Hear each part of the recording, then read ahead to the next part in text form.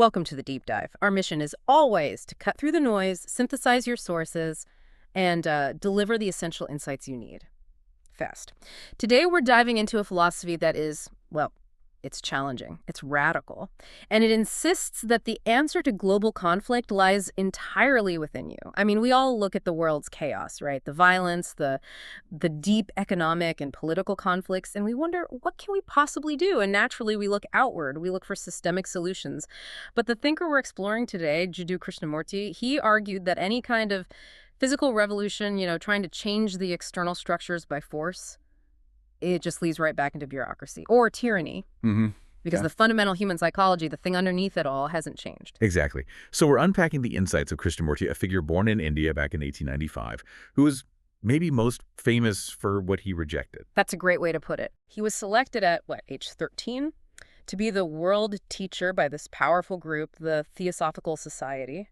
But then decades later, he just rejects the whole thing. He dissolves the organization they built for him. And he gives that incredible statement, "Truth is a pathless land." Truth is a pathless land. So our mission today is to synthesize his challenge. He argues that we have to achieve a fundamental psychological transformation, not gradually, not over time, but now. Right now, in this moment. We'll explore the major obstacles he identified: thought, time, and external authorities, and how he proposed we could overcome them. And to really set the stage for that, we have to start with why. Why he believed this individual interchange isn't just, a nice idea, but absolutely paramount. Okay. He saw that humanity just cannot continue in its current state. The psychological state of endless conflict and misery. And this brings us right to his most radical assertion, what we can call the identity paradox. The identity paradox. He says, we are the culture, and the culture is us. We are the world, and the world is us. So no separation. No separation at all between the individual I and the collective reality. Okay, hold on. That's a huge idea. So are you saying that my own, my personal anxieties or my neighbor's prejudices, that's somehow directly fueling a war on the other side of the world? That is precisely his point. Yes. Look at things like nationalism or fundamentalism or social hierarchies. Right. He would say those external structures are just the mass projections of individual greed, individual fear, confusion, and this narrow identification we all have. So if you change the government. If you change the government, but the mind that created that government is still selfish, still confused, still prone to violence. Yeah. You haven't solved a thing. You I just create a new structure on the same old faulty foundation. see.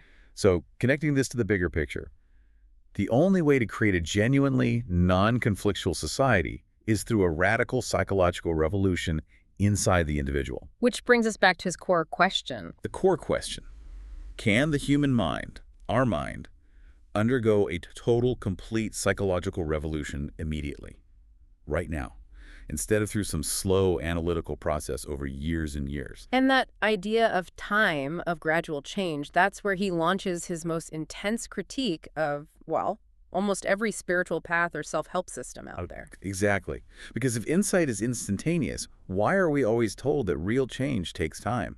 So what's the problem with time? He argues that the very idea of psychological time is the source of all our conflict. We have to be clear here, there's a difference between factual time. Okay, like the time it takes to drive home. Right, or to learn a skill. Yeah. That's clock time. It's Right. necessary. But then there's psychological time. And what's that exactly? Let's unpack that. Psychological time is what he calls the movement of becoming. It's the idea that I am jealous today, but I will be non-jealous tomorrow. I see. That gap. That gap between what is the jealousy right now and the ideal of non-jealousy. That gap is psychological time. And that gap, he says, is conflict. So if you accept that you're on a gradual path to getting better. You are inherently accepting conflict. You're living in it. And that conflict over time just warps and degrades the mind. Wow. Okay, so I'm living in a state of continuous battle against myself, but this seems so counterintuitive. We analyze problems all the time. If I don't analyze my past failures or introspect on why a relationship failed, how do I learn anything? And this is what's so fascinating. His total rejection of analysis and introspection as a path to freedom. So why not? Because the analytical process requires two things: an observer, the analyst, and the thing being observed, like your anger or your failure. Krishnamurti insists this creates a fundamental but false split. A split? He says the analyst is really just a sensor, and that sensor is rooted entirely in the past. It's all our memories, our conditioning, Mhm. telling us what's good, what's bad, what to suppress. So the past is trying to fix the present. You've got it. The analyst is the problem it's trying to solve. Mhm. And because there's this division, this split, there's conflict, there's wasted energy. And it takes forever. It takes forever, days, months, even years. And in all that delay, the conflict just continues. The mind stays trapped.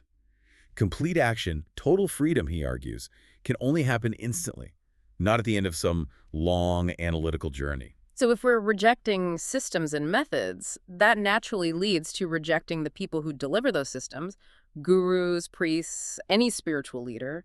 What's the danger there? The danger is profound. He says it destroys true understanding.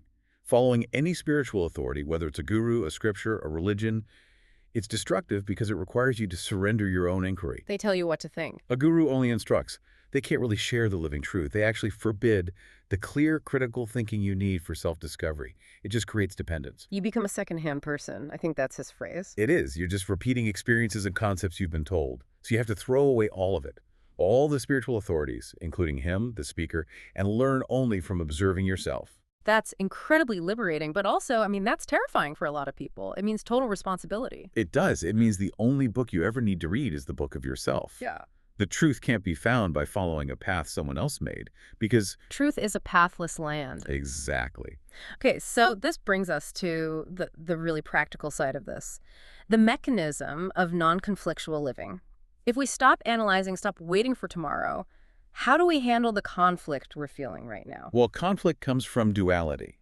Yes. Specifically, from having an ideal that contradicts what is. Okay, give me an example. Think about anger. You feel angry. That is the fact. That is what is.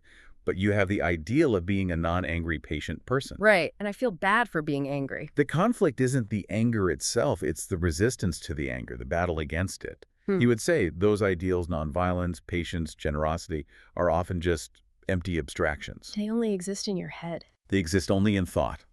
And they drain all the energy you need to just face reality. Hmm.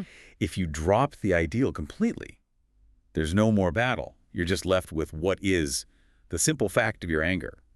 And then you can face it clearly. But how do we stop that division, that observer-observed split from happening in the first place? This is where his idea of the image mechanism comes in. What is the image? The image is basically psychological memory.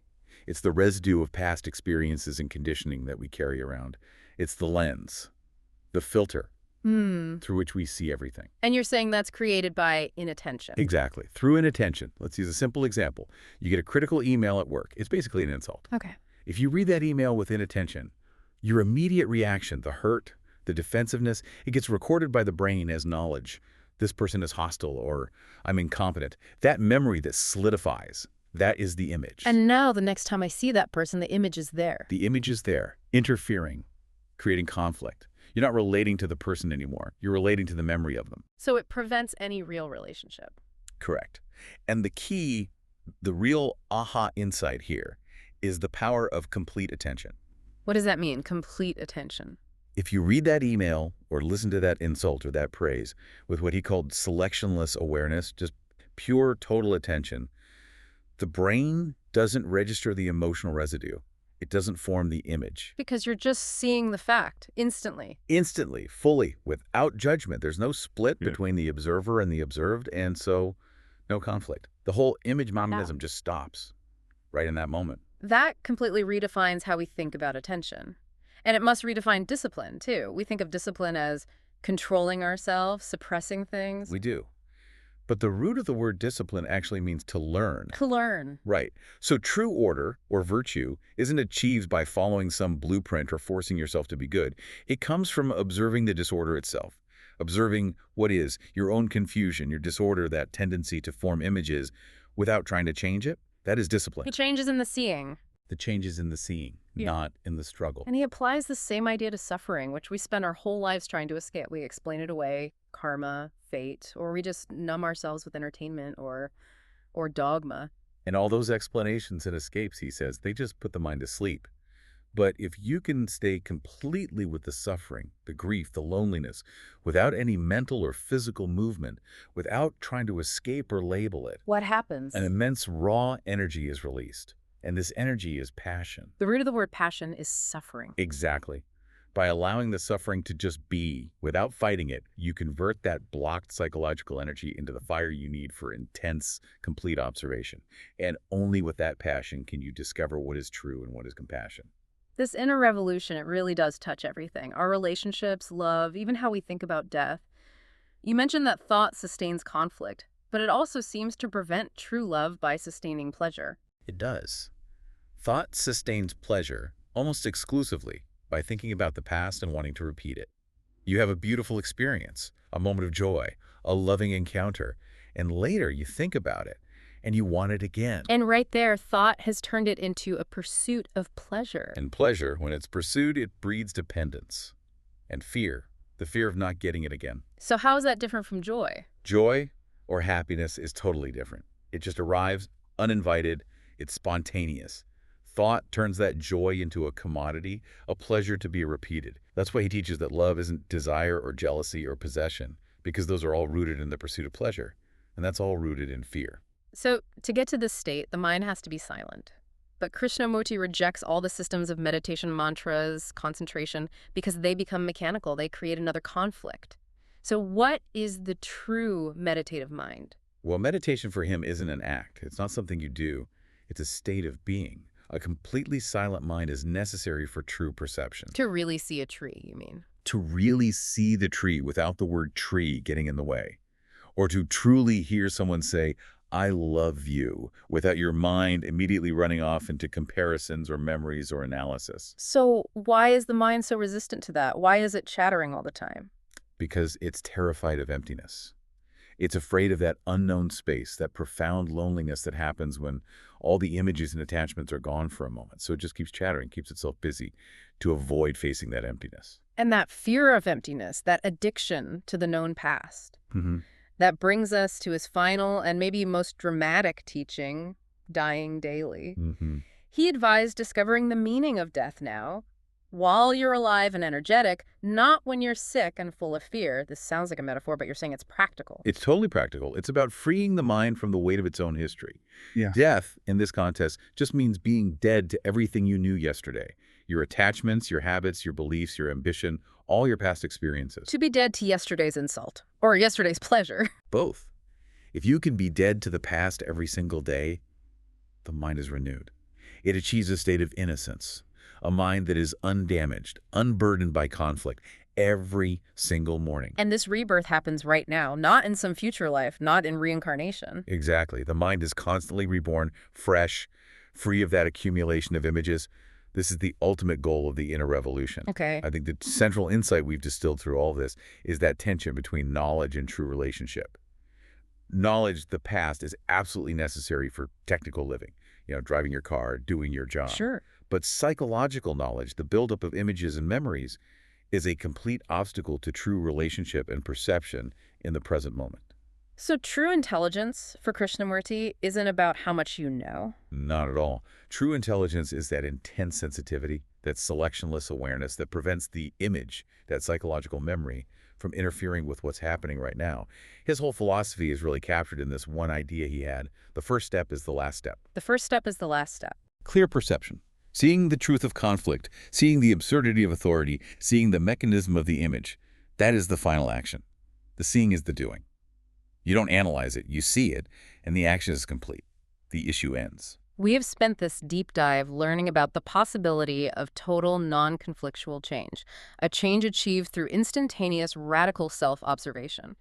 But if true psychological revolution requires you to forget everything you just learned so you can observe yourself fresh tomorrow, what single, deeply rooted belief, idea, or image about yourself are you willing to die to tonight so you can meet the morning with innocence?